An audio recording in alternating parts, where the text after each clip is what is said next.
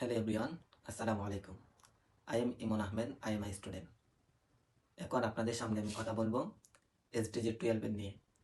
SDG 12 এর লক্ষ্য হলো টেকসই ব্যবহার এবং উৎপাদন ধরন নিশ্চিত করা, যা বর্তমান ও ভবিষ্যৎ প্রজন্মের জীবিকা বজায় রাখার চাবিকাঠি।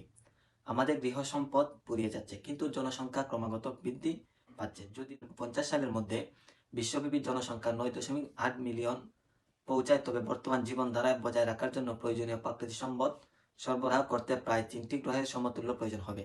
তাই আমাদের খাওয়ার অভ্যাস পরিবর্তন করতে হবে এবং আমাদের শক্তি সরবরাহকে আরও টেকসই করার জন্য স্থানান্তরিত করা হল প্রধান পরিবর্তনগুলির মধ্যে একটি। যদি আমরা আমাদের খরচের মাত্রা কমাতে যাচ্ছি, যাই হোক, বৈশ্বিক সংকট জীবন জ্বালানি ভর্তুকিতে পুনরুত্থান সূত্রপাত করেছে, যা 2020 সাল থেকে 2021 সাল পর্যন্ত প্রায় দ্বিগুণ হয়ে দাঁড়িয়েছে। আমরা শিল্পের প্রতিশ্রুতিশীল পরিবর্তন দেখতে পাচ্ছি, যার মধ্যে স্থায়িত্ব প্রতিবেদনের প্রবণতা বৃদ্ধি পাচ্ছে। মাত্র কয়েক বছরে প্রকাশিত স্থায়িত্বের পরিমাণ প্রায় 3 গুণ হয়ে যাচ্ছে। প্রতিশ্রুতি এবং সচেতনার বর্ধিত মাত্রা দেখা যাচ্ছে যে স্থায়িত্ব ব্যবসায়িক অনুশীলনের মূলে থাকা উচিত। খাদ্য বর্জন অতিরিক্ত খরচের আরেকটি লক্ষণ হচ্ছে এবং খাদ্যের ক্ষতি মোকাবেলা করা জরুরি হচ্ছে এবং এর জন্য প্রয়োজন ডেডিকেটেড নীতি, তথ্য দ্বারা অবহিত, সেই সাথে প্রযুক্তি, অবকাঠামো, শিক্ষা এবং পর্যবেক্ষণ বিনিয়োগ।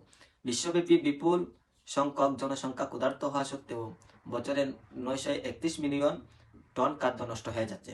কেন আমাদের খাওয়ার উপায় পরিবর্তন করতে হবে তা নিয়ে এখন আমি আপনাদের সঙ্গে কথা বলবো।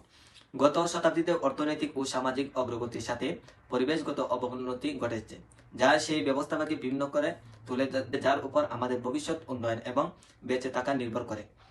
একটি সফল রূপান্তরের অর্থ হবে সম্পদের দক্ষতার উন্নতি, অর্থনৈতিক কর্মকাণ্ডে সমগ্র জীবন চক্র বিবেচনা করা এবং বহুপাক্ষিক পরিবেশগত চুক্তিতে সক্রিয় অংশগ্রহণ করতে হবে।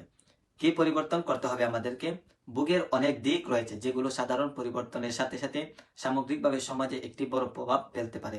বর্জন উৎপাদনে কমানোর লক্ষ্য নির্ধারণ করা, সার্কুলার ইকোনমি অনুশীলনে প্রচার এবং টেকসই ক্রয় নীতি সমর্থন করার মতো পদক্ষেপগুলি অন্তর্ভুক্ত করে এমন নীতি প্রধানগুলোকে সরকারিগুলোকে বাস্তবায়ন ও প্রয়োগ করতে হবে। তাই আমাদেরকে টেকসই উন্নয়ন নিশ্চিত করার জন্য আমাদেরকে এই বিষয়ে লক্ষ্য রাখতে হবে। ধন্যবাদ জানাচ্ছি ফাতিহা আয়াত আপুকে। জিরো অলিম্পিয়াডের মাধ্যমে আমাদেরকে এইরকমভাবে এসডিজি 17টার মধ্যে আমাদেরকে যেভাবে উৎসাহ দিয়েছেন, যাতে আমাদের প্রজন্ম আরও অনেকেই এইভাবে করতে পারেন। ধন্যবাদ জানাচ্ছি ফাতিহা আপুকে, সেজন্য কৃতজ্ঞতা জানিয়ে ধন্যবাদ সবাইকে। আসসালামু আলাইকুম।